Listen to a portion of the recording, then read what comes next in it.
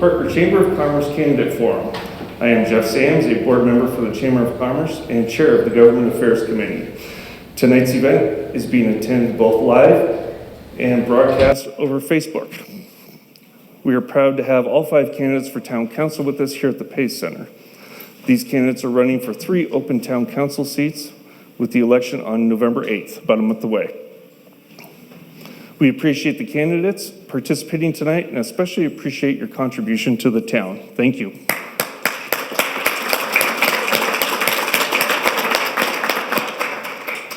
I would also like to thank Tom Barr of Light Sail Video, who is handling the video and broadcast of the event tonight.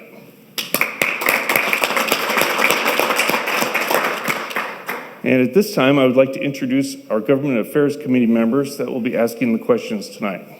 First off, Justin Rayburn, please stand up, be recognized.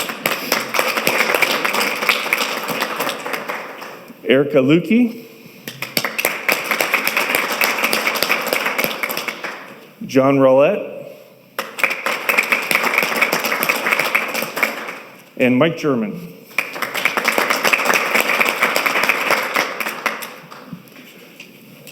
All right. Our format tonight will start with a 1-minute introduction from each candidate. We will then have our panel from our Government Affairs Committee asking questions of individual candidates. We will continue to ask questions of each candidate. The order for the candidates and the questions was previously selected randomly. Since the question will only be asked of one candidate, each candidate has been given 3 rebuttal cards. After a candidate has answered a question, if another candidate would like to respond to the question, they will raise their rebuttal card, and I will invite them up to the microphone. We look forward to having each candidate present what their thoughts are for the town council position and their vision for the town of Parker. So let's get started. Our first introduction will come from Brian Carruthers.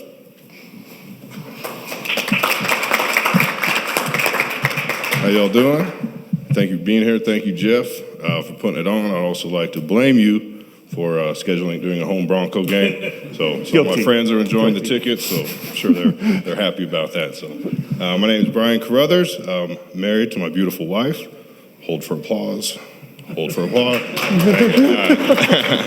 We have 3 young children that attend Ave Maria Catholic School.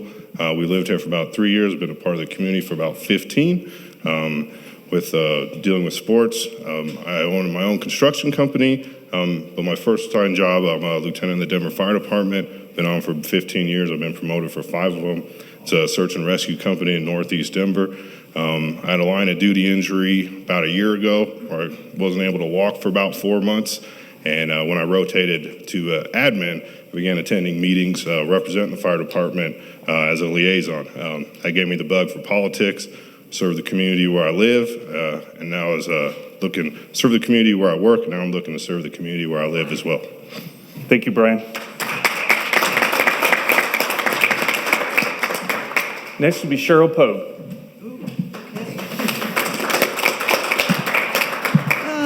Welcome. I'm glad to see you all here tonight instead of watching the Broncos. Now, I held Bronco tickets for 30 years. I got tired of watching them. So, my background in Parker stems back about 50-some years. I was one of the people that incorporated the town of Parker. And since then, I didn't get too involved except with other governmental entities. I've worked with the local fire departments for 42 years. Retired, decided as soon as I retired to come back to get on council in Parker. So because my interest has always been here. We raised 4 kids here. We have 8 grandchildren, and I just sold my house to my daughter. And then I had to go buy a new house so I could run for this campaign. And I did that too. So anyway, that's kind of what I've been at. I've been in council for about 4 years. This will be my 2nd term if elected.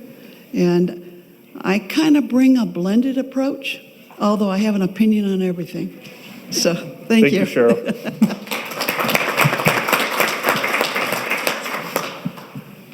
Next, Josh Rivero. Got this up. Thank you. My name is Joshua Rivero. I moved here with my family, my parents, my siblings in 1989. My mom wanted horse property, and this is where you came if you had horses. That's what Parker was about.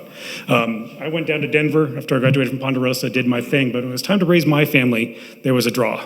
There was something that brought me back to Parker in 2006. My wife and I first lived in Clark Farms, and then when we found our forever home over in Idlewild, we shopped and we bought that one there and love it. In 2008, we opened Fika Coffee House on Main Street, and I got very, very active with the Merchants Association, the Downtown Development Council. And in doing so, I spent every Monday, I eventually became president of that organization, I spent every Monday at Town Hall anyway advocating for the businesses. And the previous mayors, both Mayor Mike Wade and Mayor Carrie Cassiano, said, you should run for office. And I said, I'm not a politician. And they said, exactly, you're a small businessman. You got your hand on the pulse of this town. You know what people are looking for. You know how to balance your books. You know what this town needs in the future. Come on, run for office. I didn't in 10, I ran in 12, ran for re-election in 16, special election in 21, and I'm here one more time. Thank you, Josh. Ann Barrington. Hello, my name's Ann Barrington, and this is like deja vu, or maybe PTSD. 3 times in 2 years, but back again. So I've lived in Parker for over 20 years now. I've raised 2 kids, have 2 businesses that I've started and still continue to run.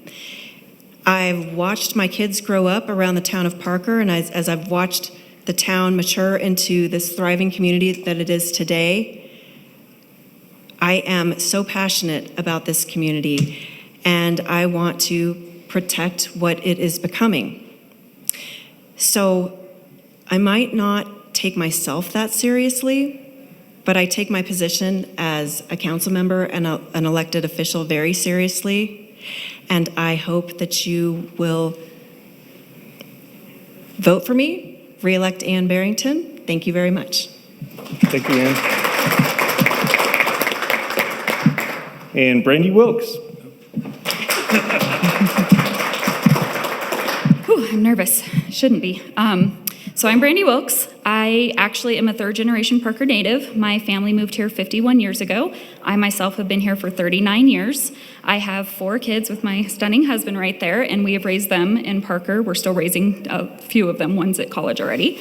We own Wilkes Real Estate in downtown Parker, and I'm actually the vice chair for the Downtown Business Alliance, and I sit currently for the town of Parker on the Special Licensing Authority Board, which handles all the liquor licenses.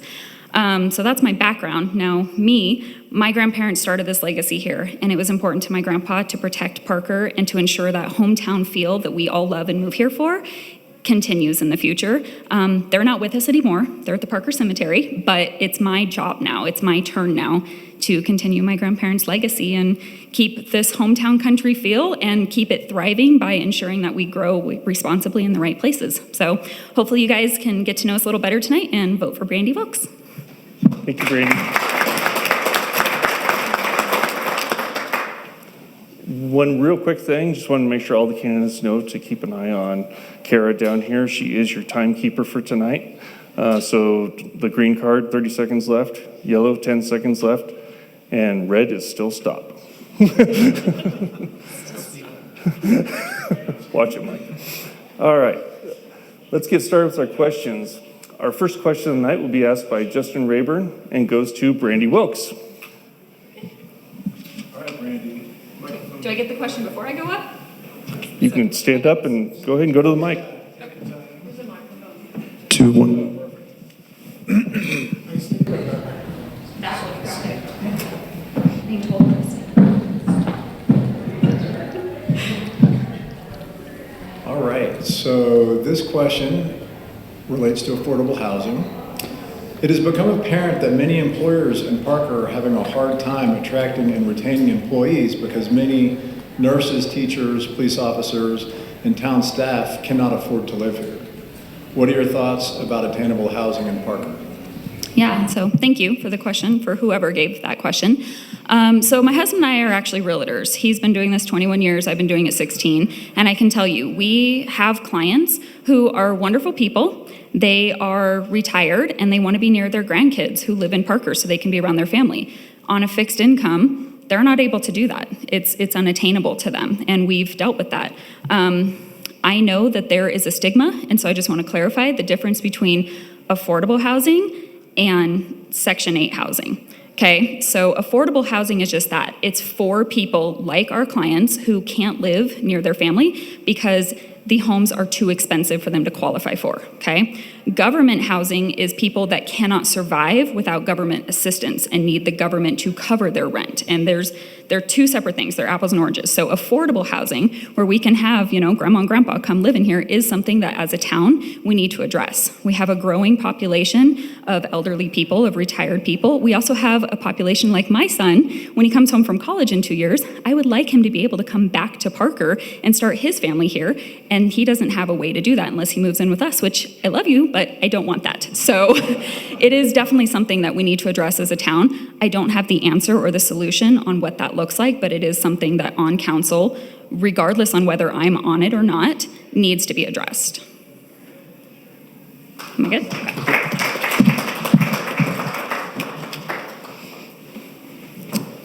All right, we have our first rebuttal card of the night.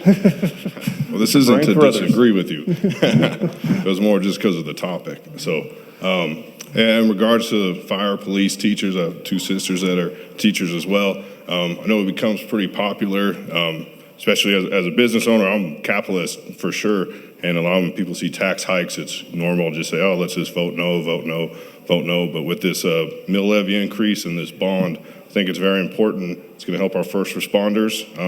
I can go more in depth with that later, what's happened in Denver, but also to retain our best teachers, keep our best firefighters, cops, all those, because I see what's coming down the pipe with all the housing and the growth that we have. And at some point, we will outgrow the resources that we have. And I'm not big on taxes, believe me, but I do think this is the right time to do it, unfortunately. So I just wanted to add that. So thank you. Thank you, Brian. Josh Rivera? I want to touch on the root of affordable housing in Colorado. Whether or not it's needed, whether or not it's a demand, and whether or not we have to incentivize it or we have to step up and figure out, to try to control the market. The issue comes from bad policy, and that policy comes from the state. State passed something called construction defects, which didn't allow us or doesn't allow us to build condominiums. And when you can't build condominiums, you're missing a piece of the pie. And if you're missing a piece of the pie, those people are either staying in the rental market too long and jacking up the rents, or they're getting to the housing market too soon and they're house poor and they're not spending money in their community. We need to make sure that we save property for owner-occupied condominiums. I know most people in this room, you started your journey in equity and condominium. We need to make sure that we save some properties for condominiums, let the market do its thing, let people get out of the rental market and into owner-occupied condominiums, and those rents will go down. And maybe we don't need government interjection. Maybe we just need to let the market fully control itself and tell the state to back off just a little bit. Thank you. Thank you, Josh. Cheryl Pogue. Okay. So, I kind of represent the senior side of things, but I too have encountered people wanting to move here that can't afford to live here. There are other resources that actually the town of Parker contributes to. It's called the Douglas County Housing Partnership. And all of the governmental entities in Douglas County contribute to that. And those are funds that are coming back from federal funds that come in and that goes towards senior housing, affordable housing. And I would agree that the lack of for purchase condominium types is a problem. There are very few of them here, and they're just starting to turn that phase to do that again, because there are a lot of people that move here from another area, and they come from a lower property tax area, a lower income area, but they want to be by their kids. And the kids coming back to Parker for the market. All of my kids wanted to come back to Parker. I have one that made it. So, having gone through that, I understand what's happening. And it requires a lot of parental assistance to make that happen for your own kids. So plan on that, because you're going to have to put down the first down payment. But with that then, I think there are things we can do, And I think part of it is going to be with not just apartments. Let's focus on condominiums for sale. Thank you, Cheryl. And Ann Barrington. You were worried we weren't going to use them. It's like somebody prepped you. So I don't have a rebuttal, but I'm agreeing with what everyone says up here. This is also in my wheelhouse, being a real estate agent, owning a real estate company in the town, working all over the state. I'm also on the Douglas County Housing Partnership Board, and so I've seen a lot of what we are able to accomplish. So by ourselves, the funds that we get in Parker, it's very hard to do anything by ourselves, but when you pool the funds with the other municipalities, we can do a lot more collectively. So there have been, there's a senior affordable housing now in Castle Rock and Highlands Ranch, actually many other different municipalities, but the problem is, like what Brandy said, is people have a misconception that affordable housing is something that they don't want in their backyard. I understand maybe that there are certain areas of Parker that might not be quite right for this, but I do think that there are some areas that we could identify to help put some even affordable senior housing, because our parents can't come back and live and be close to their grandchildren. My daughter is living in my basement right now. She graduated from college, just last year, and she just, Parker is unattainable for her. So there's an issue, and right now with interest rates the way that they are, and with housing prices just skyrocketing, you can't have both. One or the other has to give. I do think that we're going to see interest rates come down as, in a recession, they typically do come down. That's what we historically see. But I think if we can identify certain areas within the town, possibly even the RTD site that's over by the senior center, that might be an opportunity. So, thank you. Thank you, Ann.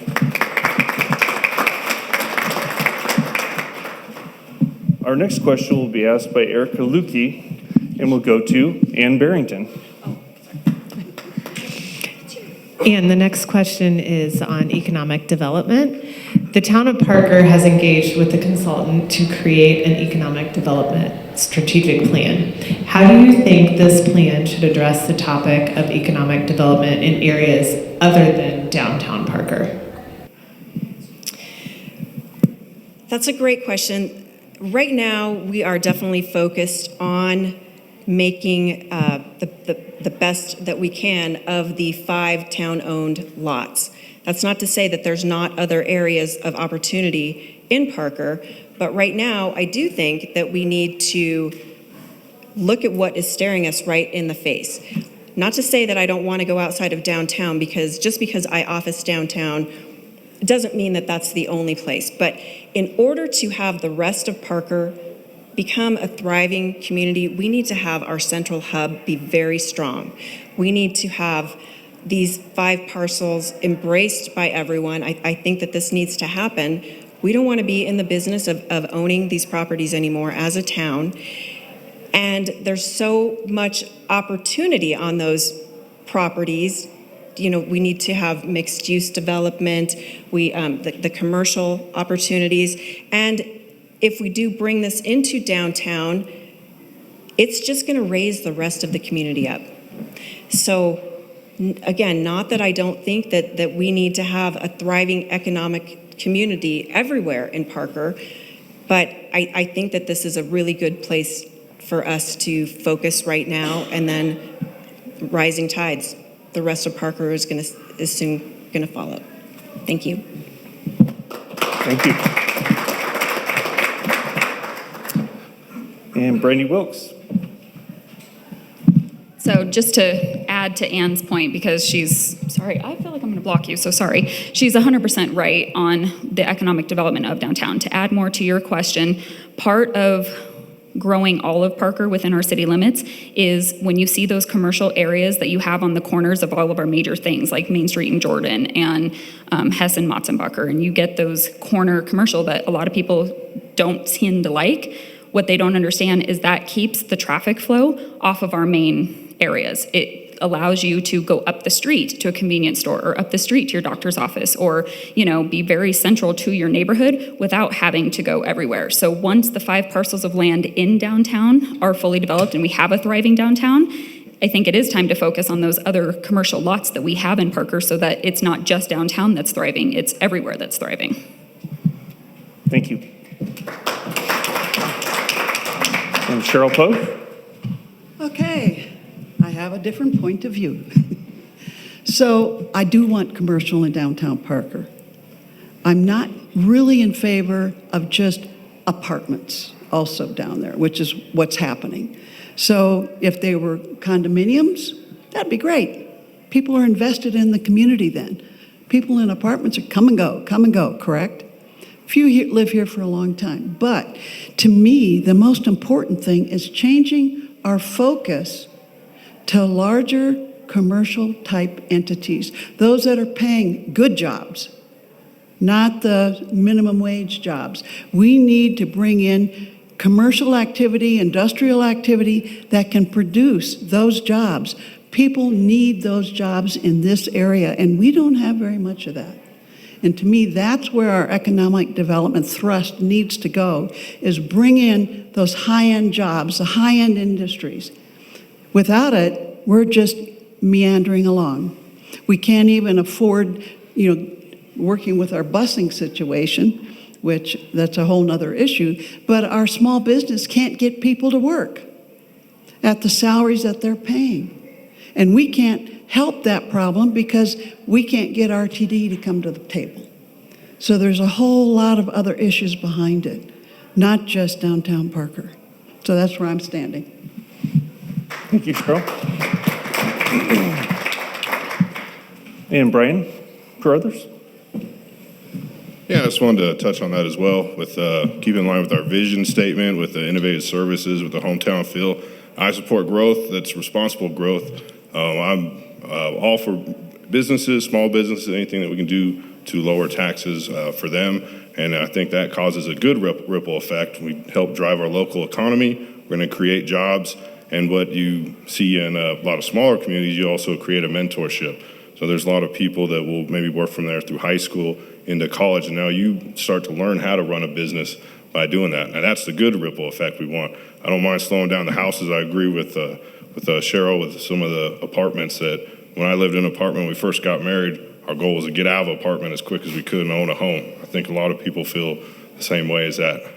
So that's what I feel with the economic growth. Thank you. Okay, our next question will be asked by John Rollett, and it will go to Joshua Rivero. Sorry, we just met. All right, so this question has to do with the chamber. Where do you see the Parker Chamber of Commerce having the most beneficial role in shaping the future of Parker? How would you like the chamber to interact with government for the greatest benefit to the local business community? I wish I knew your mission statement and I wish I knew your vision, but I have a feeling that somewhere in there is advocacy. And advocacy is the most important thing that I believe a chamber can do.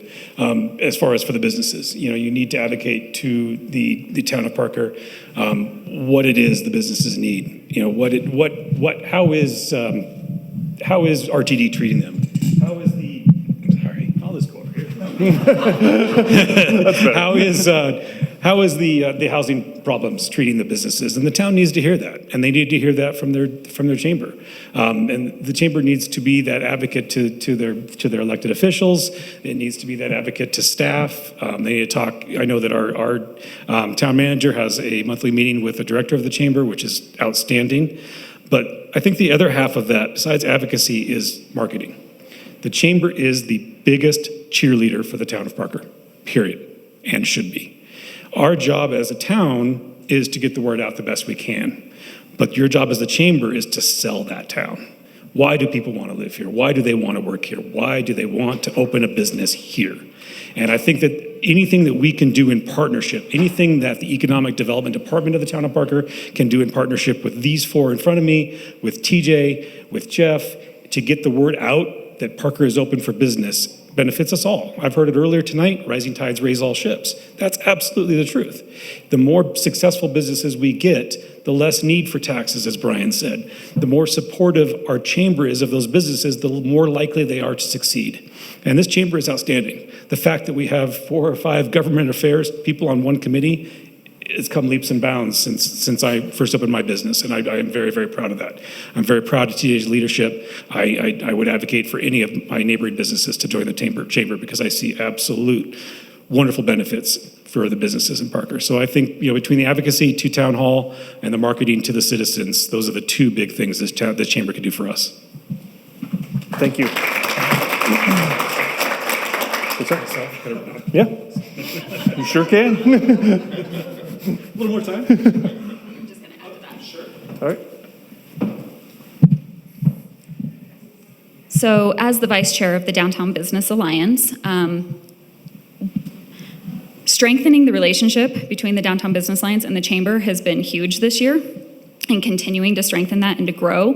The chamber in the past has taken on a lot of responsibility to keep that hometown feel and our traditions going, which shouldn't fall on the chamber. And a lot of it is now being passed over the Downtown Business Alliance, which is wonderful because the business owners get to give back to the community and the community gives back to the business, and we tend to help each other out. I would like to see the chamber in the future continue to grow our relationship with not just the Downtown Business Alliance, but other nonprofits that we have in Parker that are all about coming together as a community, increasing the awareness of different businesses, of different social events, of different, I don't want to say problems, but we'll call them social issues that go on. And I think the collaboration, like Josh said, the collaboration between the chamber and all the other local nonprofits is just going to help the residents and help the businesses in the years to come. Thank you. Okay, our next question will be asked by Mike German, and it goes to Cheryl Pogue. All right. So this is about downtown development. This fall, the proposed development of 5 downtown parcels by a local developer has been a key issue. Where do you stand on this significant project? I think the commercial part is great. I'm very concerned about this site. I tried to get town council 4 years ago to change the zoning on this site. I'm very concerned about the potential of 60-foot buildings going out in front of Pace Center. That's not what I want to see. We do want, I would rather see condominiums. I know that that's probably not as profitable, but rather than multifamily apartments and things like that, I want the business. I want some multifamily. I do not want Pace blocked. We need to develop the front of Pace as more of a community events area and leave that open. Why hide a $4 million+ building? I'm totally opposed to that, and I've stated that from the beginning. So that's kind of where I'm at on that. Pine Curve, as you probably all know, I fought like heck to get development of King Soopers and those kinds of things off of Pine Curve. We don't need a lot of commercial there. People are saying they'd like that to be a park, an open space. Some commercial there would be great. We have to be concerned about the property or the building heights there as well, because we have a lot of residential areas that have built for that view, and I don't want to block their view. So I'm not sure what's going to be coming in there. So far you've seen me vote against some things. One is, how do you sign a contract to sell something when you don't know what you're buying? Doesn't make any sense to me. And I voted against it, and I will continue to vote against it with that kind of an approach. I want the commercial. I want some residential, but let's be careful of what we're doing. So that's where I'm at. Thank you. Josh Rivero. Obviously, folks know Cheryl and I differ. That's what makes town council strong, is the different opinions. We don't always differ as much as people think. We actually agree sometimes. But I beg to differ. The start with the contract comes in 3 steps. The first step is a purchase and sale agreement to get the ball rolling. The second step, the meat of the order, is the development agreement. That part is where we get to say, we want to see this, this, and this. And if they agree to that, and we agree to what they're asking, we sign that, we move to the last step, which is the closing. So even though it's a misnomer, purchase and sale agreement, the first step, it's not the final action. We're not putting the cart before the horse. In fact, it's quite the opposite. As far as the development and what it should be and shouldn't be, the people have spoken. We put out by Main Street, we asked for people, we asked them, what do you want to see downtown? You want to see breweries, restaurants, farmers markets. We want to see in-room Stanley markets. We want different things for our community. We want more like Castle Rock. We want to be more like Arvada, more like Golden. We want a downtown core where we don't have to travel to go out and entertain ourselves, where we can do it in our own hometown. Nobody wants to go down to Denver anymore. No offense, Denver, but we don't. I mean, we might go down there for a ball game, hockey game, but we're trying to stay in our communities. And in our communities, we need to have downtown that can answer that. When this building was designed by Chris from Semple Brown, he designed a complementary building to go in front of this building. It doesn't matter if that building is, say this just in aesthetics, if that building is 1 story or 4 stories, you still can't see through it. The buildings were designed to be complementary to the Pace Center. That's always been the plan.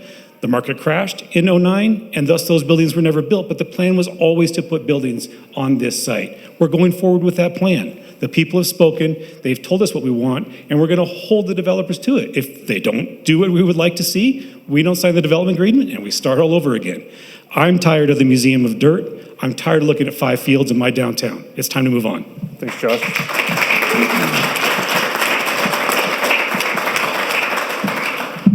And Brady Wilkes. So I know there are a lot of people out there that don't want to see certain types of development. I used to be one of them. Like I said, my family's been here 51 years, but I've grown up, I've gotten educated, and I've changed. And what I want to say is the Parker Master Plan of 2035 calls for multifamily housing along the Parker Road, the Main Street, and the 470 corridors. If people are going to speak up, which the residents have, that they do not want multifamily housing in their single-family neighborhoods, then where are you going to put it? It makes sense for it to be downtown. The 5 parcels of land, what's going in there or what's proposed to go in there is to create a walkability of downtown Parker. It's not to increase the traffic. It's to have a park once and spend your day in downtown Parker enjoying it. As far as blocking the Pace Center, I mean, not to disagree, but I remember 4 years ago when there were certain people that didn't even want the Pace Center built. And now it's a matter of protecting it. And like Josh said, it was always the plan. It does not matter what's going there. It's only going to increase business in downtown Parker. It's going to increase people coming to the Pace Center to enjoy shows. It's going to increase everybody's overall enjoyment, help the businesses out. And whether it's condos, whether it's apartments, I would rather see them in downtown Parker than see them put in the middle of a already existing single-family community. So developing them is key to everything. And it's something that if you're not in real estate, you don't understand. But like Josh said, the town has many different ways to get out of this contract if the developer does not perform what they're supposed to be doing. It is not a said and done, one-time thing, now we move on. It's a process. And so we need to respect that process and see if we can come up with a solution that works for the residents who have participated in the My Main Street project, work for the businesses that are downtown, and work with our town officials. Thank you.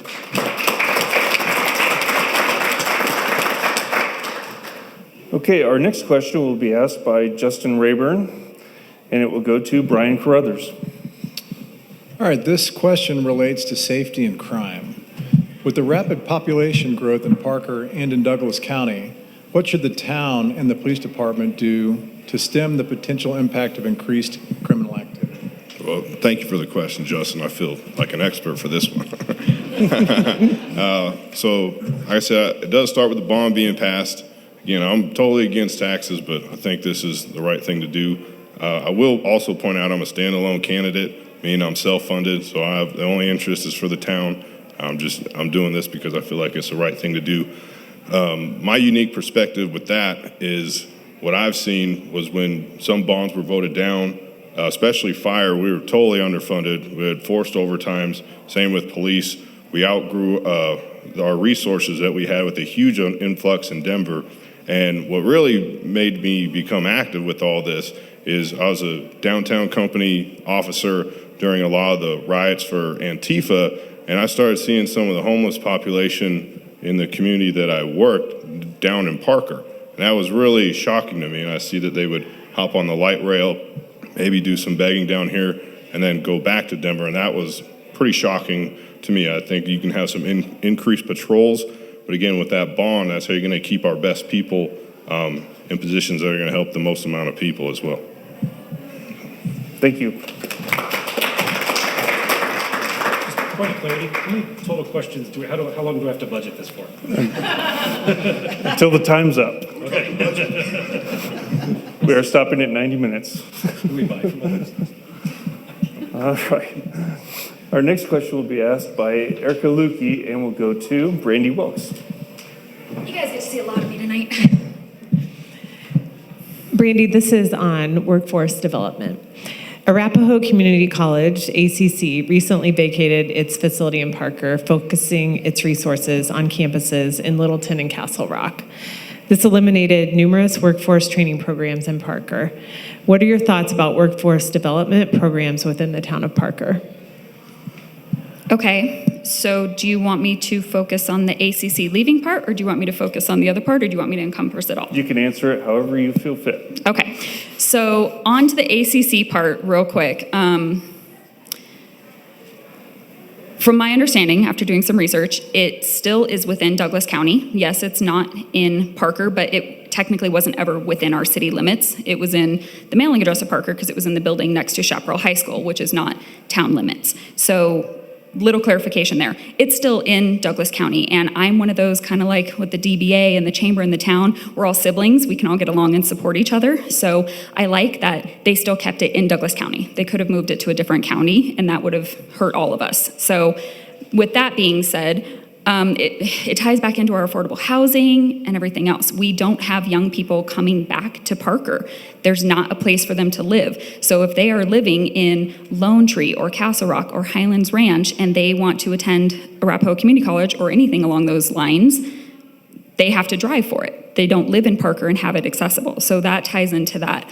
As far as the workforce, you know, earlier when we talked about the chamber, how the chamber supports the town and the chamber brings businesses here and tells people how amazing it is to live here, it ties into that as well. The stronger our chamber, the stronger our downtown is, the stronger our economy is to have more businesses, the more we're going to attract people. Having work fairs, going to the colleges on different campuses, creating affordable housing, it all ties in. It's all one big net on how we can increase what's awesome about Parker, what everybody loves about it.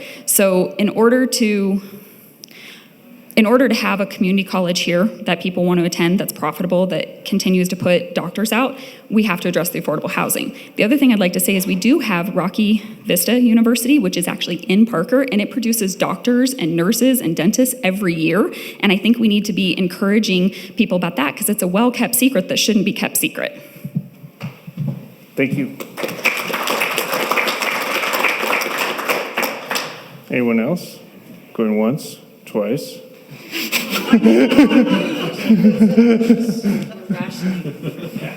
Okay, so for the record, we're going to do 2 more questions before we go to the bonus round. Do I get more rebuttal cards for bonus round? No. All right. So our next question will be asked by John Rullett, and we'll go to Ann Barrington. Hi, this question is about tax revenue. As Parker continues to grow and costs around infrastructure, safety, and transportation surge, what ideas do you have about Parker's revenue strategy? How do we keep up with the demands of growth when appetite constituents are sensitive to any increase in taxes? I am not a fan of increasing taxes, but I do think that we need to protect our the revenue that we do have and encourage more commercial growth so that we can keep the tax base growing. I think that the My Main Street implementation, that's something that will address. It's going to bring in a lot more business. And, businesses pay sales tax. Sales tax is what funds this town. And I know that nobody likes to pay tax, but if we don't have this sales tax revenue, it will bankrupt the town. And I don't think anyone wants to see that happen. As far as what our current taxes cover, they cover public works. Nobody likes to see potholes. Everybody's complaining about traffic. I know it's an issue, but if we don't have tax revenue to keep our streets up and running and our public works up and running, we're in big trouble. We do need more businesses to come in and continue contributing to that base. And I know that people are also concerned about the growth in Parker. The growth was going to happen whether we liked it or not. A lot of the growth that's going on in Anthology or Atentera has been in the works since 1984. And I think a lot of people don't understand that. But as those people come in, they're going to keep continuing spending, and they're going to help pay their own way. So I hope I answered your question. Thank you. Thank you. Josh Rivero. Thank you. I absolutely agree with Councilwoman Barrington. We don't so much need to raise taxes. We need to get people to spend more money in Parker. That's it. We need people to have more options to spend their money in Parker. They need to invest in their own community. We need to put what they need closer to their homes. We need to make sure that they're not going to Lone Tree for a night out. If they do, it only happens once in a while. We need them to come downtown for a night out at the Pace Center, for dinner, for coffee, hopefully. But no, seriously, I mean, that's it. It's capturing the dollars that are already here. We are an affluent community, and those dollars are there to be taken. We just need to give everybody what they want in their own community. So how do we increase the taxes? We increase the taxes by getting folks to spend more, to reinvest into their community. This community is successful because our parks are second to none. This community is successful because our police officers are second to none. We stopped the crime that Brian was talking about by investing in our police. We don't give police less money. We find better police officers to stop the problems that some police departments are having. The Parker Police Department, their application process is incredibly in-depth. That's why it takes so long to become a police officer here. They are thorough beyond thoroughness. That's a good thing. We don't have mistakes. We are CALEA certified. All those things cost money. We pay top dollar for our police officers. Everything that we take in, we have to balance our budget. Every dollar that you spend in our businesses, in the businesses around this town, when you shop on Amazon, in your own home, those dollars go back to our parks, to our police, to our public works. We don't need to increase taxes. We don't need to lessen taxes either. Please, please, please do not take a deficit. We do not need to take away grocery tax. I apologize for getting this out there, but it would bankrupt this town. It is a significant portion of our sales tax. Our sales tax is well spent, and we get a lot of money from outside communities that come into Parker, and then we don't have to serve them. They get to go home, we keep their dollars, and give them to our wonderful parks. Thank you very much.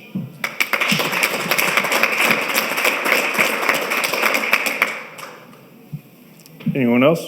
Once, twice, and what's that? Keeping that one. Okay, our next question will be asked by Mike German, and it will go to Cheryl Pope. I'm sorry, Josh Rivero. My apologies. All right. Not to count. Can't stand in front of Terrell the whole time. All right, go for it. So this question's regarding RTD and transportation. It's Cheryl's. The relationship with RTD has been a chronic issue for the town of Parker, with residents and leaders unhappy with the proportion of service to the town compared with financial investment. How would you approach this challenge? Absolutely. I believe in mass transit. First and foremost, I'll say that. I don't believe RTD needs to go away. And I differ with some of my colleagues, actually, majority of my colleagues on town council.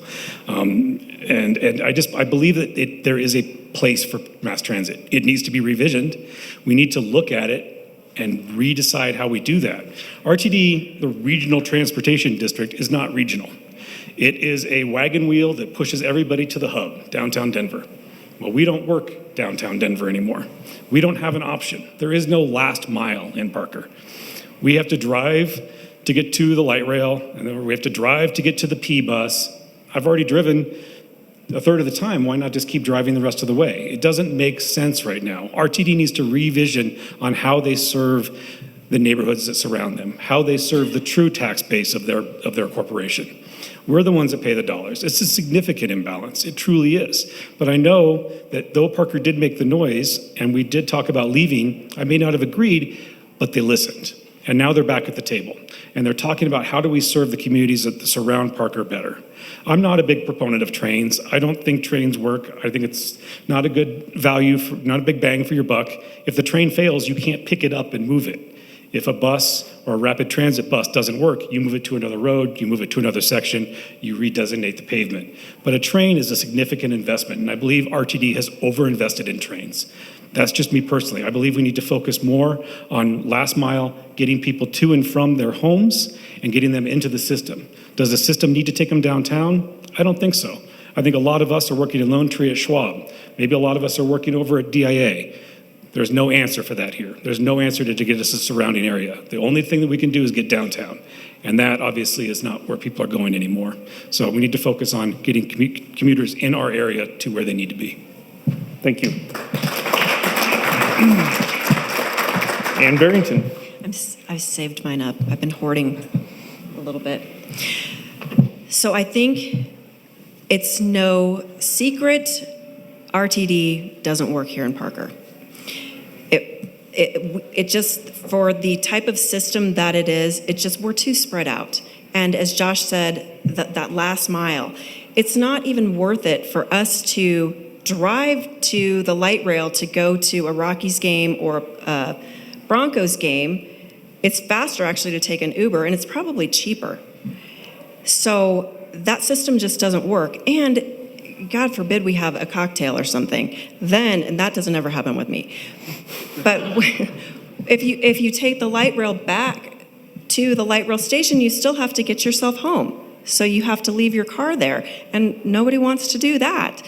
I think that there are better alternatives to having a bunch of empty buses going from Parker to downtown, even though there aren't a bunch of buses. But even if there were, I think there are better options. Everybody likes to do rideshare, and I know that there are options for RTD to give vouchers to us instead of getting on a bus. We could have a voucher system, even through an app. I think that that's going to be a much more viable option than just continuing down the road. I don't think that it's a good idea for us to completely leave RTD. We're stuck with them, whether we like what they're doing or not, but that doesn't mean we have to agree with the way that they're doing it.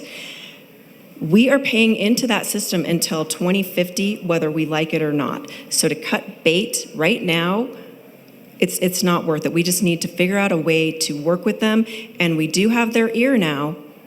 It's not perfect. We've got a ways to go, but I think we are making some groundwork. Thank you. Thank you.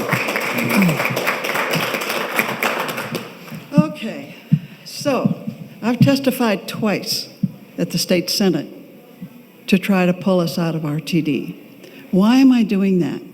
Because we're giving them over $14 million a year, and we get about $1 million worth of service if we're lucky. When you look around our ski towns, Fort Collins, they have developed their own city transit system. We have to have something better for our people in Parker. Our kids who can't drive, we can't expect their parents to keep running them into town. They want to go to the pool, they want to go to the movie, or whatever it is. We need a decent local transit system.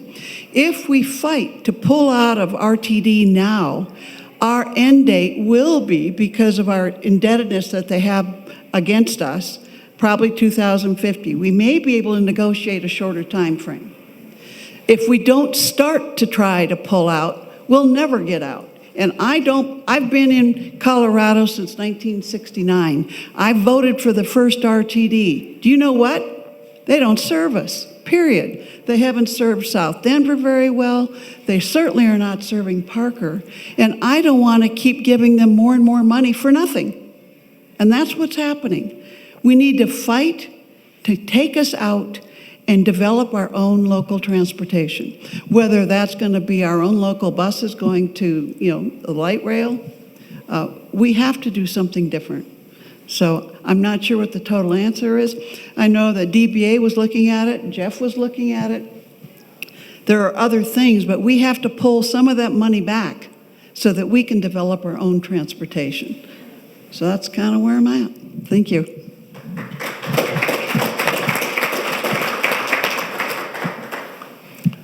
Anyone else on that one? If not, I've got the microphone, so now I go into bonus round. Give me card share. No, and we cannot auction them off either. So, since I have a microphone, I get to ask whatever I want, which is nice. But I'm going to ask you a question for all the candidates to answer. And I'll start with, have Cheryl Pogue go first. And my question, if elected, what is your biggest goal you would want to accomplish during your term? I have a couple of them. So I want to increase more open space acquisition. I don't know if you all know it, but I started the park systems in Parker. I started the Cherry Creek Trail system, so I'm heavily invested into park systems. I think that's what brings people, that's our quality of life. So to me, that's a major issue. Another one is working on transportation. I don't just have one. And the other is we want to bring in more commercial, not just restaurants. I want to see, high-end commercial, electronic design, medical technology, whatever it is. I want to see those higher dollars, our higher dollar jobs coming in to help support our community. There's other things that we can always do, and I have two pet peeves. I'm going to bring them up right now. Has nothing to do with the election. I know that our students in Douglas County have been asking for a competitive pool and ice rink for 50 years. We need to pool all of our regional governments together to get this done. The other thing they need, some of them want an ice rink that can be a combined event center. The other thing, believe it or not, is the Parker Cemetery doesn't have that many more viable spots left. We need a Parker Cemetery. That's probably going to take a public-private partnership. Why? Because there aren't many spots left there. And people are having to pull their families out or go elsewhere, and they want their families to stay close. We have to work hard to find a way to do that. I'm not sure where that'll go, but it's going to take people working together, not the governments per se. We need to work together to get our governments to work for us. So that's kind of my two big goals. Thank you. Brian Carruthers. Yeah, thanks again for the question. Again, I love any kind of small business, anything that we can do to help the growth in Parker and keep it in Parker. Anytime you're elected or appointed for a position, it is an honor. I think just listening to the people, if you go to some of the city council meetings and you're just listening, a lot of them are pretty simple things. Same thing in the fire service. When you see some functional change, whether it's a new tool or new something, you feel like your voice is being heard. A lot of the concerns that I've seen are maybe a stoplight here, a crosswalk here, an extra lane to help combat some of the traffic with all the new development. But being a liaison for the people is what I would find as a successful term, and feeling that I left someplace a little better than I found it. So, thank you. Thank you. I'm going to repeat the question real quick. If elected, what is your biggest goal you want to accomplish during your term? And next up will be Brandy Wilkes.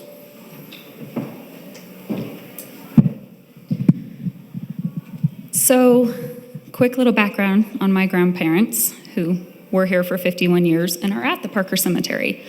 My grandpa was chair of the board to keep Parker from being annexed into Aurora out by his farm in Living Good Hills. So his level of protection for Parker to keep that hometown feel is my number one goal. But I don't have the same goals as him. I want to increase everything in our town. I want to increase the things for the kids to do. When I was growing up here, we had a bowling alley here. It was awesome. I'm glad we have Brunswick Zone because now my kids have a place to go play again.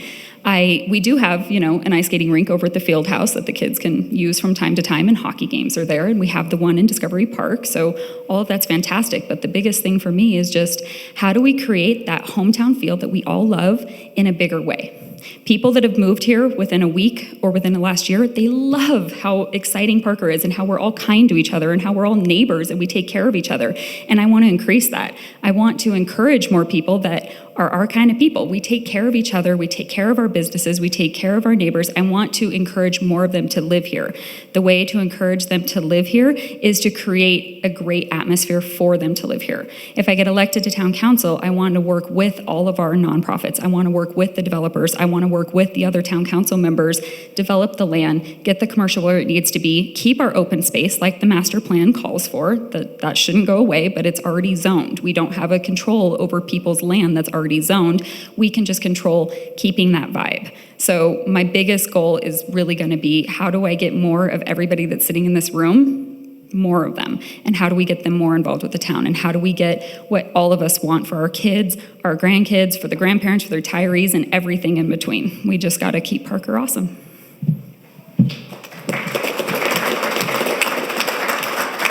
Okay, and Ann Barrington. So if I am reelected, I would like to see some of the things through that we've already started. One of those would be the My Main Street project. I would like to see that approved for, what we agree upon, but I would like to see that through to the finish. I don't know that it will all be finished in one term, but I think we've got some great momentum. The two of the main issues always in Parker are growth and traffic. And they go hand in hand. So the growth is here. We're not stopping it, but we do need to make sure it's balanced and that we have the infrastructure to support it.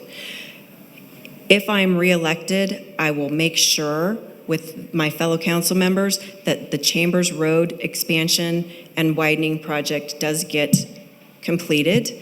It's such an important piece. There's a missing gap, and that will help to take a lot of the congestion off of Parker Road. There's the development that is out towards Anthology and the southwest. So we need to keep the traffic going there. And then just some of the other traffic issues that we have. I mean, anytime there's growth, there's going to be traffic. It goes hand in hand, but with the Lincoln widening and expansion, also I don't know if everybody knows about 2 years ago, there was a system put into place where the traffic lights used to just be timed based on the time of day, but now there is a new system that is being implemented where it's based on the actual traffic the actual traffic count. So it's not like they're guessing. It's a system where it measures the traffic and it will help to alleviate it. And I want to expand that to Hess, Chambers, and some of the other major Thank you, roads. Ann. And Joshua Rivero. Thank you. Could you one more time? Sorry. Yes. If elected, what is your biggest goal you want to accomplish during your term?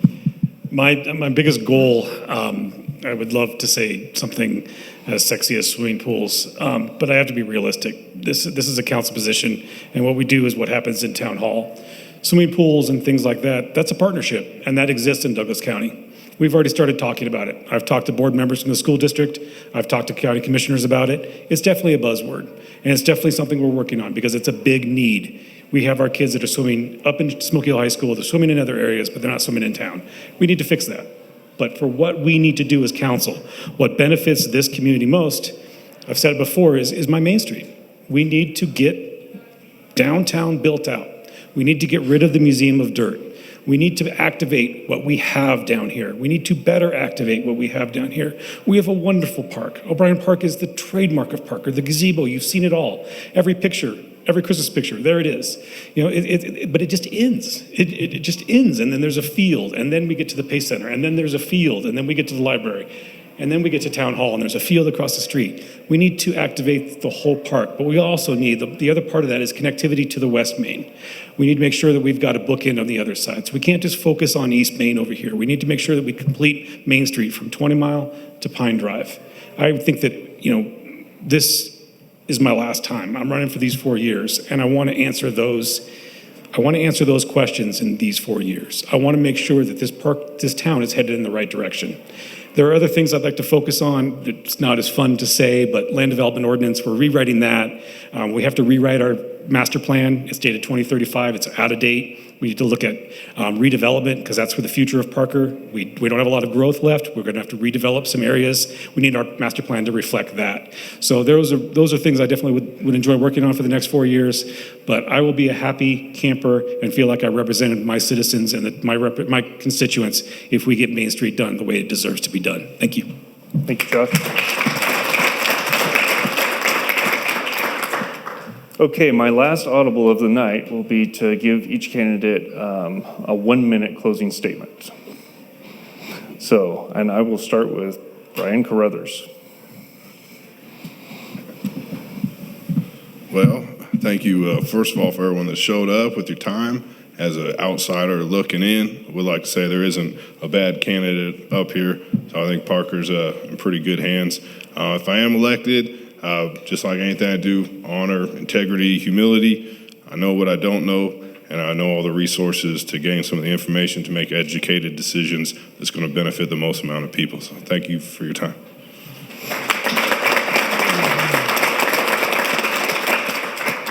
Cheryl? Okay. Cheryl Pogue? Well, I think in closing, there are a lot of things we need to do in Parker. As you can see, we have a lot of diversity on council already. What we have most of the time is consensus. Not always, but you don't always want everybody saying yes to the same thing. You want to bring in diversified ideas, and that's what I'm looking for as well.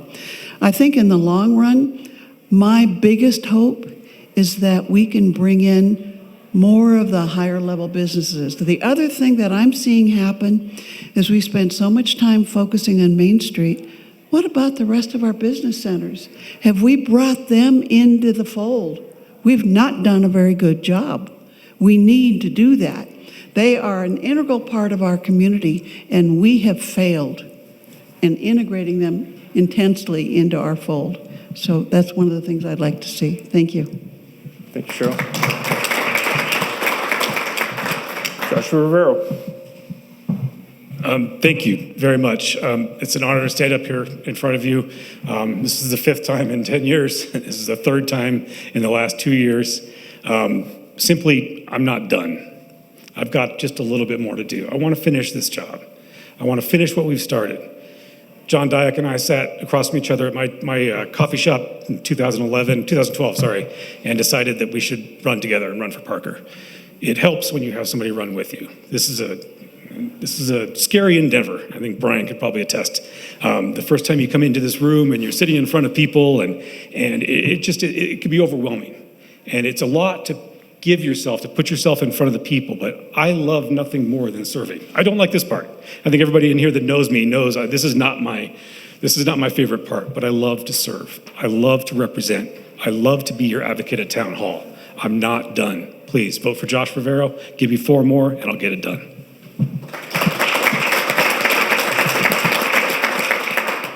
Ann Barrington. Thank you, everyone, for coming tonight. This is definitely one of the hardest parts of being on town council or of just running. To get up, public speaking is probably one of the biggest fear that most people have. It's hard to get up in front of people, and you're very vulnerable, especially when people are just. It can be scary. But having said that, I've only been doing this for 2 years now, and it takes a lot to get up and running.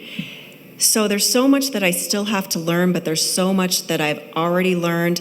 I feel that on council already, I bring something different. I bring negotiation skills. I bring a different background. And I feel like I'm very good at listening to what everybody has to say and not just discounting what they say, even if I don't agree. I want to hear everybody's position. But Josh isn't done, and I've only just begun. Thank you, Ann. Thank you. Hey, Brandy Wilkes. So, this town is full of wonderful, powerful people, and I feel they deserve an equally powerful voice to represent them on town council, and that's me. I'm 39 years old and have no problem stating my opinion, but my job on town council is not to have an opinion. My job on town council is to listen to all of your opinions and then to inform a decision based on that. I'm a facts person. I will take all of the facts that you bring to me, I will weigh them out, and I will do what I feel is in the best interest of the people of our town. So, Josh isn't done, Ann's only just begun, and I'm just getting started. So vote for Brandy Wilkes.